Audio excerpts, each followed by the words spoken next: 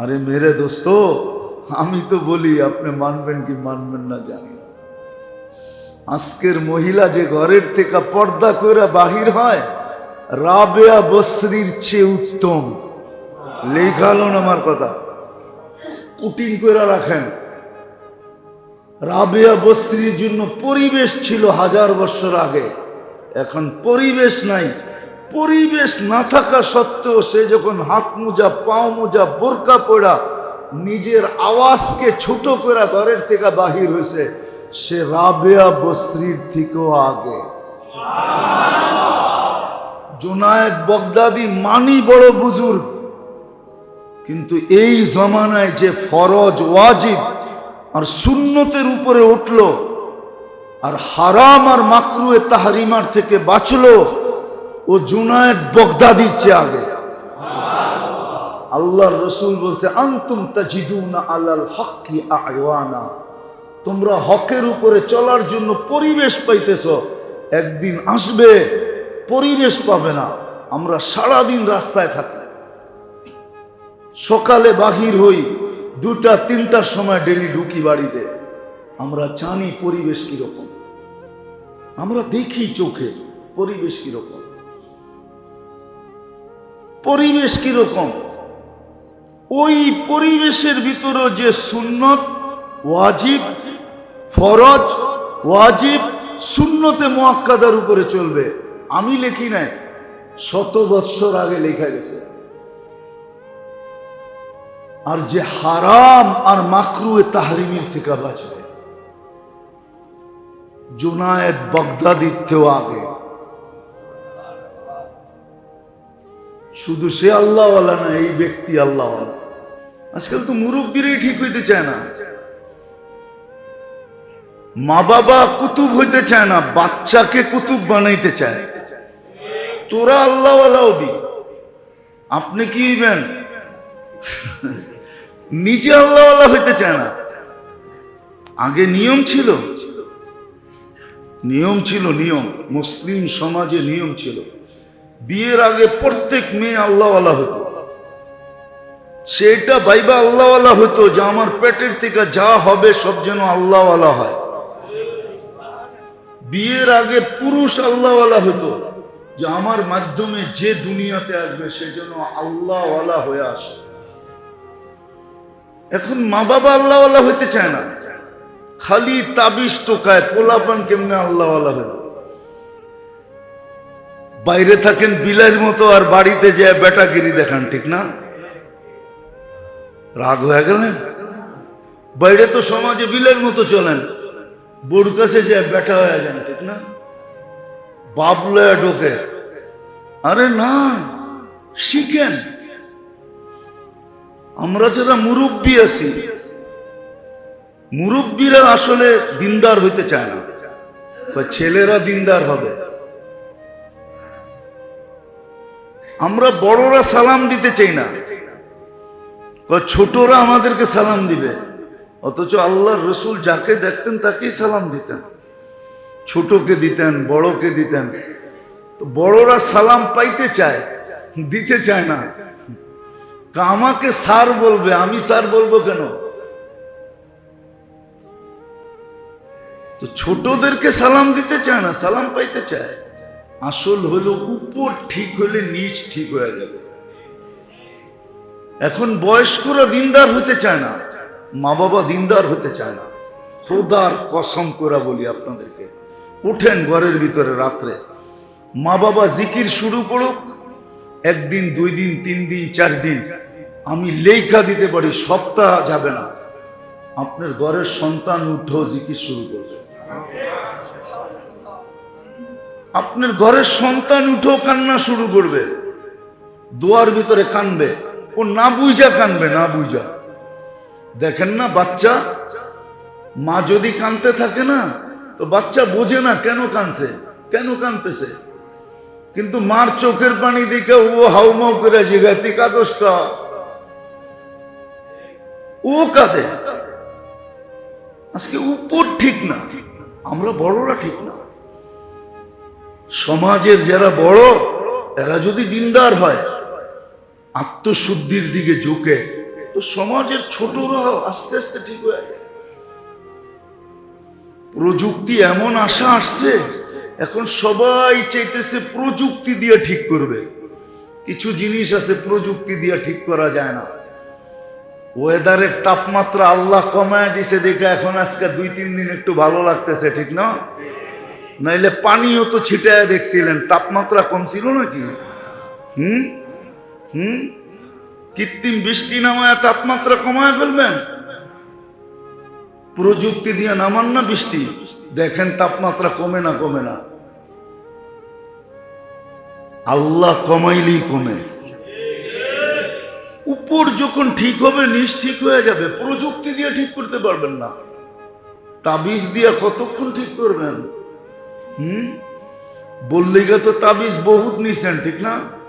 আজ পর্যন্ত তো একবারও বলেন নাই, বলছেন বলে ফেলবো?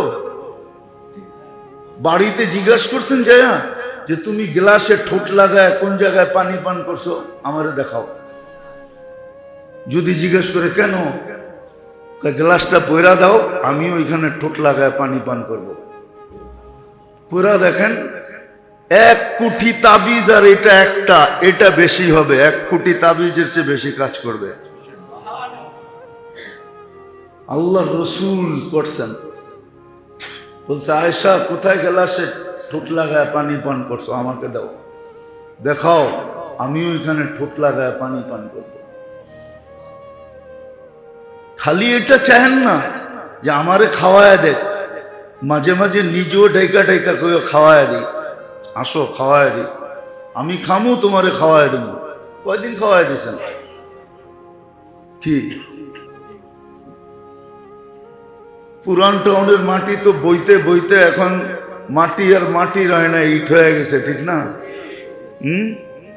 কি বেশি পালি পাইলিং করতে হয় না, শক্ত না? সত্য তো। কিন্তু এটা এত উন্নত কেন? যোগাযোগ, রোড ঘাট সব কিছু সুন্দর হওয়ার কারণে।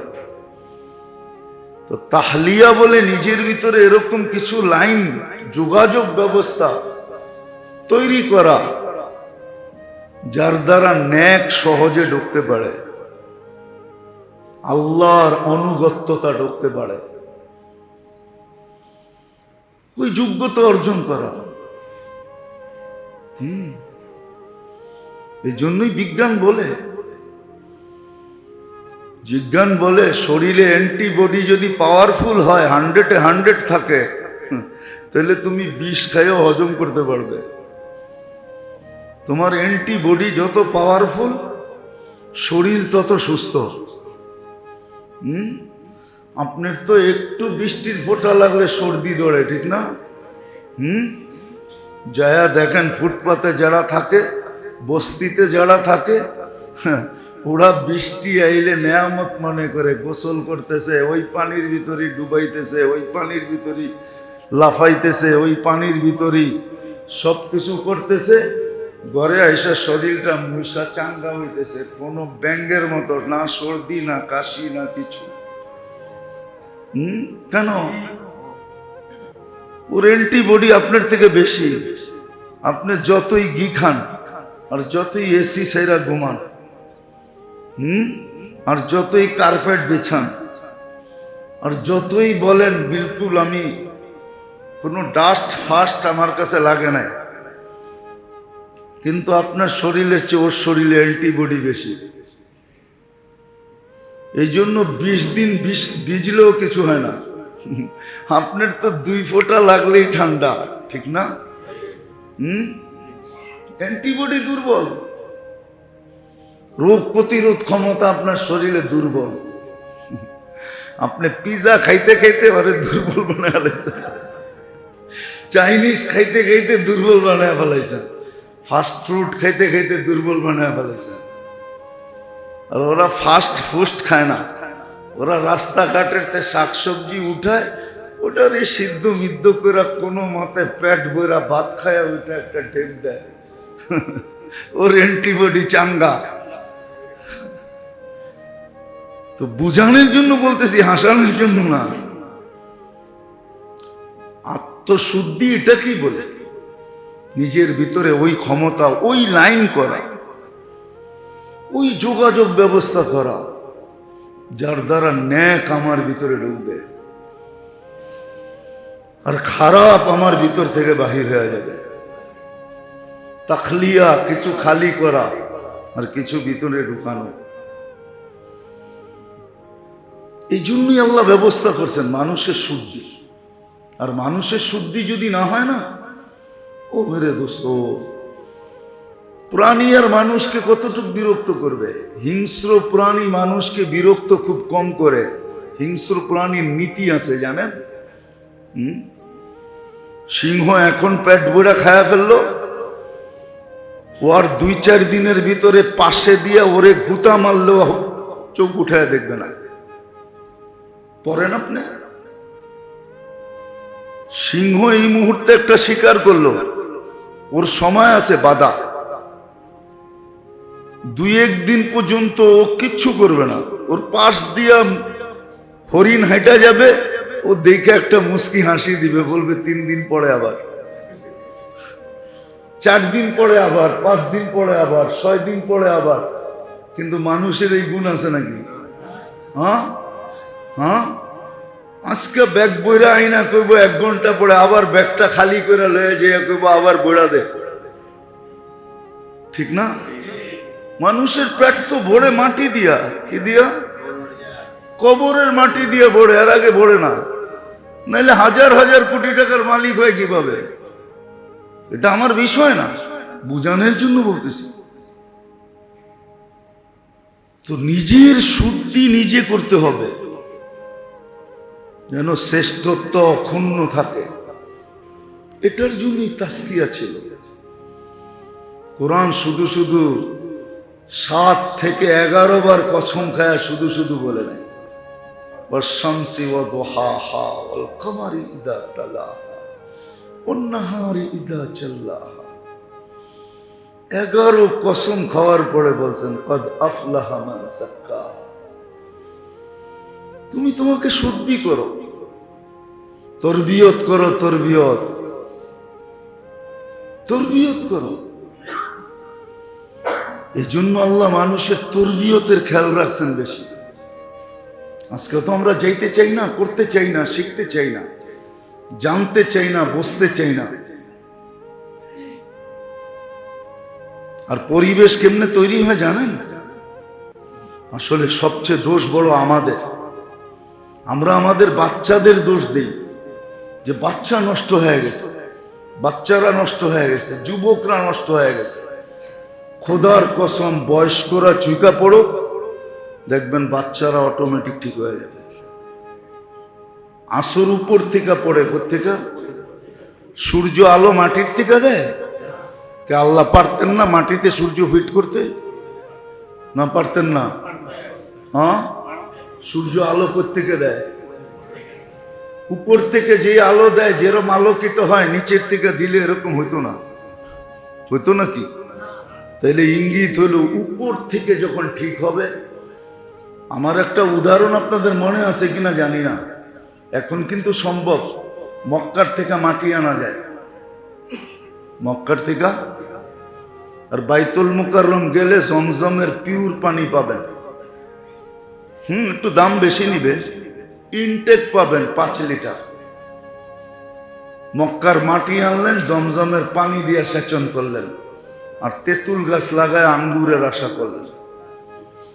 বলবেন মক্কার মাটি, জমজমের পানি, আঙ্গুর দিবে না তো দিবে না কেন? ঠিক না? কি আঙ্গুর হবে? কি হবে? হ্যাঁ, এতটুকু হইতে পারে, মক্কার মাটি, জমজমের পানি, আঙ্গুরের, তেঁতুলের কোয়ালিটিটা একটু বড় হবে। বাংলাদেশের মতো ছোট ছোট হবে না, একটু টমেটোর মতো বড় বড় হবে। ঠিক না? হইতে পারে বরকতের কারণে।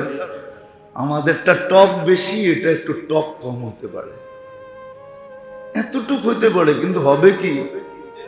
তেঁতুলি হবে। তো যেটা বুঝাইতে চাইতেছিলাম ওটাই বুঝাইতেছি। আল্লাহ আমাদের তরবিয়তের খেয়াল করছে। আসেন নিজেকে তরবিয়ত করি, নিজেকে তরবিয়ত করি। শুদ্ধি করি, শুদ্ধি। এটার জন্য শিখেন, পাবেন, গুনাহ হবে, কিন্তু রাস্তাও তো দেখায় দিছেন। আমি তো মাঝে মাঝে ভাবি, কালকেও বলতেছিলাম যে উম্মতকে যে ফ্যাসিলিটি আল্লাহ দিছে, কোন উম্মতকে দেন না।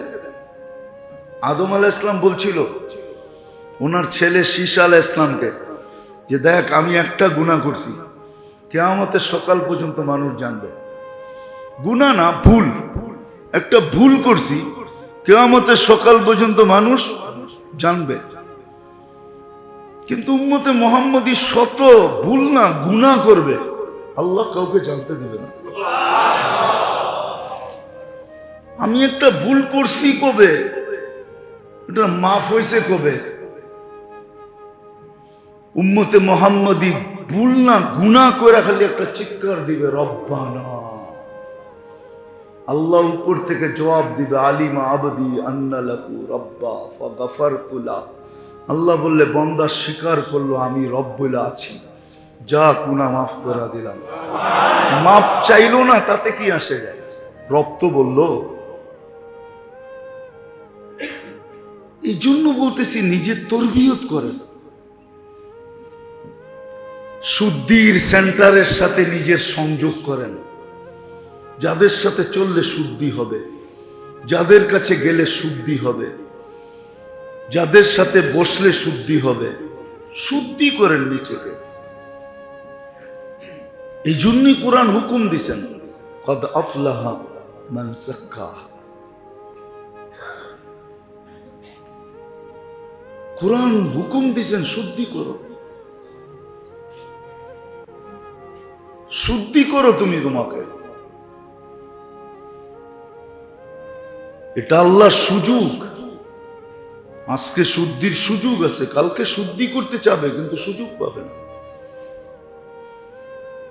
এই জন্যই আত্মশুদ্ধির উপরে এত জোর, তরবিয়তের এত জোর। আল্লাহ মানুষের তরবিয়ত করতে চাইতেছেন, মানুষ যেন মানুষ থাকে।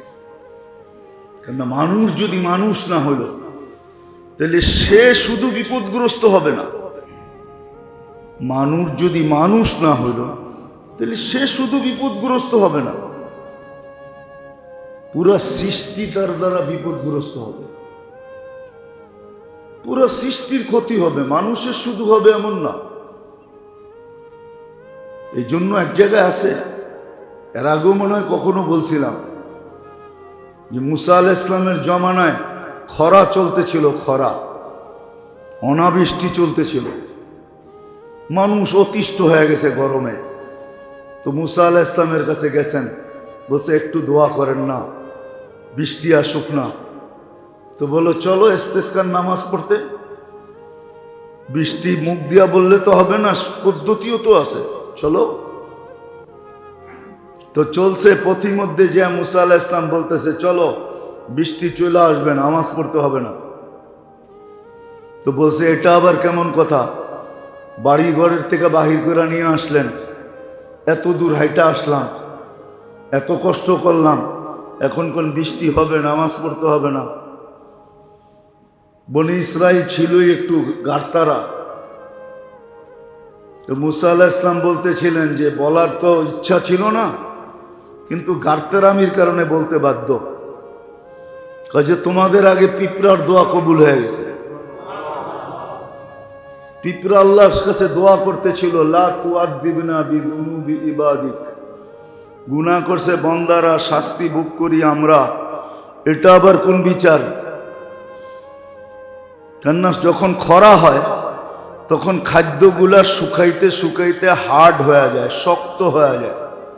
পিঁপড়ার দাঁত হলো নরম, এই নরম দাঁত দিয়া শক্ত খাবার ভাঙ্গা খাইতে পারে না, তো না খায়া থাকতে হয়। আর বৃষ্টি যখন হয় তখন খাদ্যের ভিতরে, পরিত্যক্ত খাদ্যের ভিতরে পানি ঢুকে, আর ওগুলা নরম হয়, তো নরম দাঁত দিয়ে ওগুলাকে খাওয়া সহজ হয়।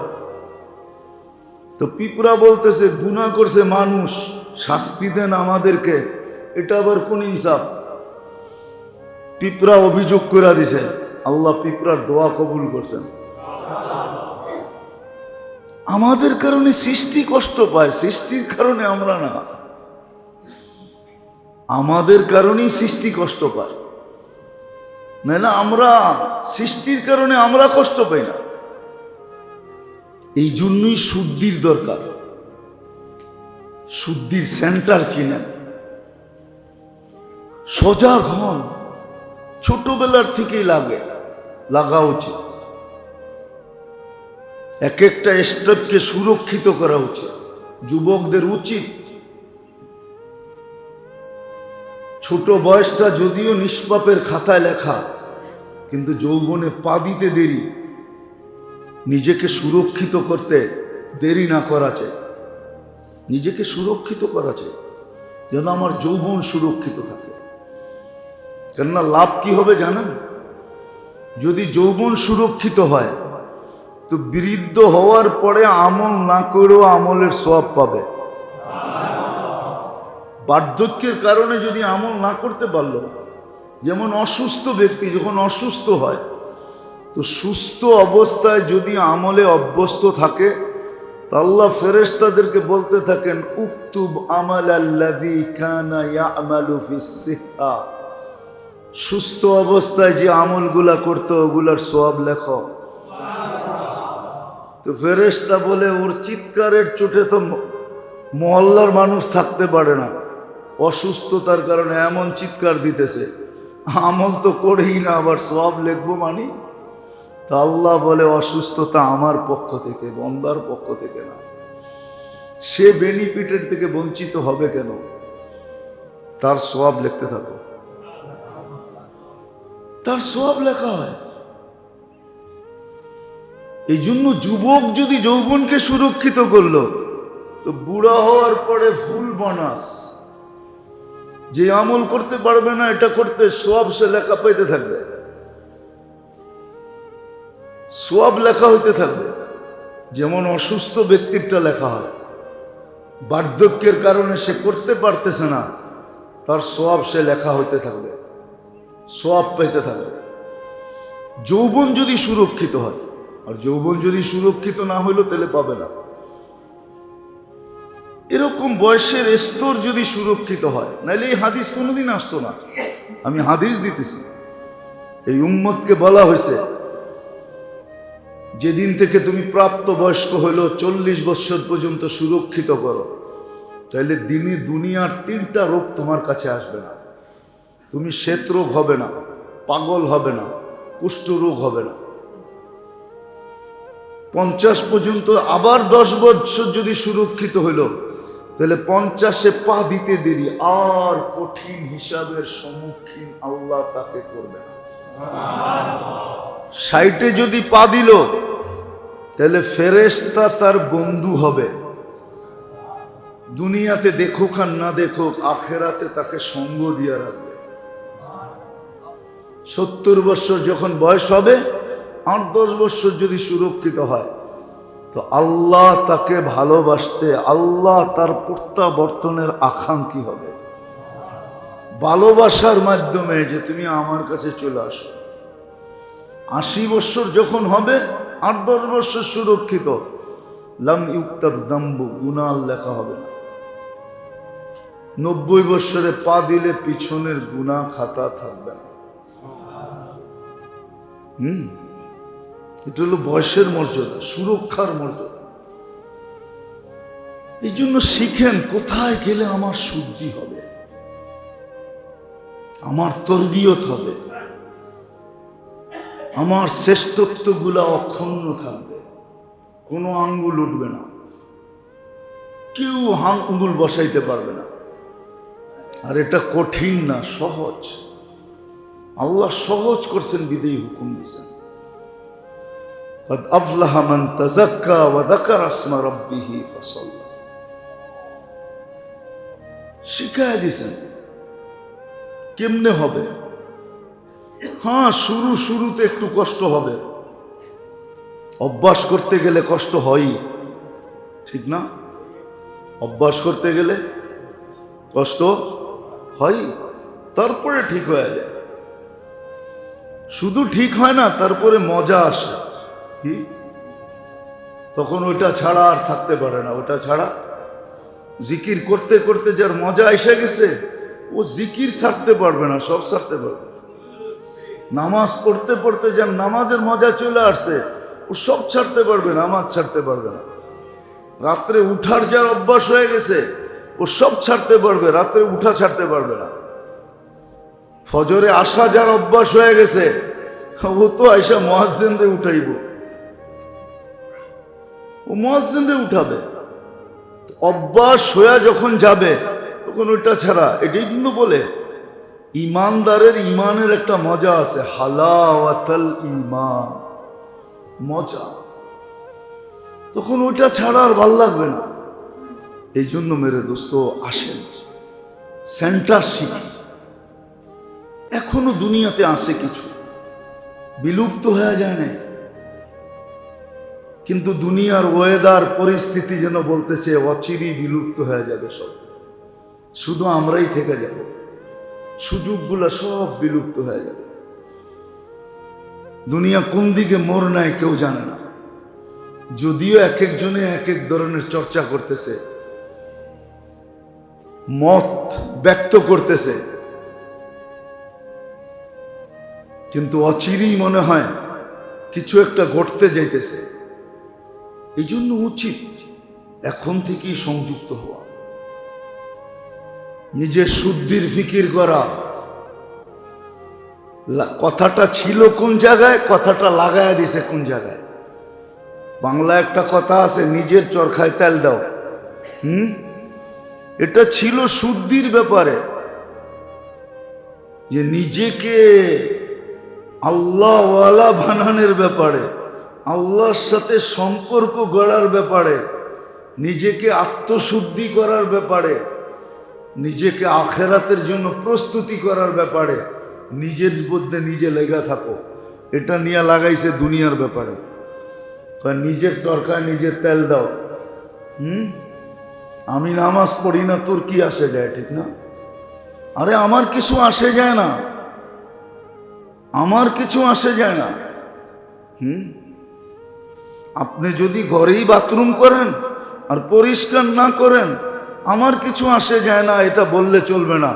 কেননা একদিন, দুই দিন, তিন দিন, চতুর্থ দিন যে দুর্গন্ধ প্রতিবেশীর ঘরে যাবে, ও অতিষ্ঠ হয়ে বাইরে আসবে, ঠিক না? এই জন্য আপনাকে বলা হয় সিস্টেম করে বাথরুম করেন, ঠিক না? যাতে দুর্গন্ধ মাটির নিচে চলে যায়, প্রতিবেশী অতিষ্ঠ না হয়। আপনার আমার বদামিলির কারণে যে পরিবেশ নষ্ট হবে, দুনিয়ার সিস্টেম নষ্ট হয়ে যাবে, এই জন্য বলা, নাইলে বলার দরকারটা কি? প্রত্যেকের কবর প্রত্যেকের। আপনি আমারটার ভিতরে যাবেন না, আপনারটার ভিতরে আমি যাব না, বলা এই জন্য পরিবেশ নষ্ট হয়ে যাবে। আজকে যেরকম নষ্ট হয়ে গেছে, শুদ্ধির কোনো চিন্তা নাই, তরবিয়তের কোনো চিন্তা নাই, যে নিজেকে মানুষের মতো মানুষ করে গড়ে তোলা, শ্রেষ্ঠত্বের মুকুট যেন মরতে পারে, দুনিয়ার থেকে যেতে পারি। এই জন্য শুদ্ধির চিন্তা করেন। ক্ষেত্র এখনো আছে, আলেম ওলামা এখনো আছে। অচিরেই কোন দিন সকালে উঠা দেখব যে শয়ে শয়ে এক রাত্রে চলে গেছে। 2020 করুণার বৎসর, মানুষ করুণা নিয়ে কাঁদে। আমরা তো কাঁদি যে 1-2 বৎসরে করুণার 20 এবং 21-এ দুনিয়ার থেকে শত না হাজার সূর্য উঠে গেছে, আল্লাহ শূন্য হয়ে গেছে, বড় বড় আলেম উঠে গেছে। আপনি বলবেন আমরা কি শিক্ষিত কম? আপনি শিক্ষিত, আমি মানি। আপনি শিক্ষিত, আমি মানি। ডুব সবাই দিতে পারে, কিন্তু ডুবুরি নাম সবাই হয় না। ডুব দিলেই কি ডুবুরি হয় নাকি? ডুব তো সবাই দিতে পারে, দিতে পারেন না ডুব? কি মনে হয় বোঝেন নাই? আর কেমনি বোঝামু? ডুব তো সবাই দেয়, ঠিক না? এই জন্য আপনার নাম কি ডুবুরি নাকি? না, আপনার নামও ডুবুরি? ডুবুরি আপনার পেশা? এরকমই মনে করেন, ডুব তো সবাই দিতে পারে। যান দক্ষিণ অঞ্চলে এতটুক পোলাপান নদী সাঁতরায় যেতেছে, ঠিক না? দল বান্দা আবার ডুব দেয় কি, এইখান থেকে ডুব দিয়ে ওই মাথায় যেয়ে ওঠে, ও কি ডুবুরি? যদি এটা বোঝেন তো আমার কথাটা কেন বোঝেন না? আমার কথাটা কেন বোঝেন না? সত্য এটা, ডুব দিলেই ডুবুরি হয় না। সব শিক্ষারই ধারা ভিন্ন আছে। এই জন্য পায়ে হাত দিয়ে নিজের তরবিয়ত করেন, জলদি করেন।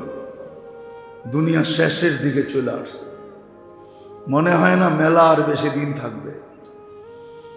মেলা অচিরেই গুটায় যাবে। দুনিয়া কোন দিকে নিয়ে যাইতেছে আল্লাহ জানে। কিছু আমরাও দূরবীন দিয়া দেখি, আল্লাহ আল্লাহ রসুলের ভবিষ্যৎবাণী দিয়া কিছু বোঝা যায়, দেখা যায়। এই জন্য আজকে করতে পারলে কালকের অপেক্ষা করেন না। উর্দুতে একটা প্রবাদ বাক্য আছে, আজ কা কাম কাল পর না টাল। আজকের কাজ কালকের জন্য রাখো না। আজকের কাজ আজকেই করে ফেলো, কালকের জন্য রাখা বুদ্ধিমানের কাজ না। আসেন নিজের শুদ্ধি করি। কার কাছে গেলে হবে, কাদের কাছে গেলে হবে, বেশি করতে হবে না। এই জমানায় অল্প করলেই হবে। নাইলে হাদিসে এই কথা আসতো না, একটু করবে এক গাদা মিলবে। এই জমানায় অল্পতে হয়ে যাবে, কারণ আল্লাহ বেইনসাফ না, আল্লাহ বড় ইনসাফ। শিখি, আল্লাহ আমাদেরকে আমল করার তৌফিক দান করেন। ওমা আলাইনা ইল্লাল বালাগ।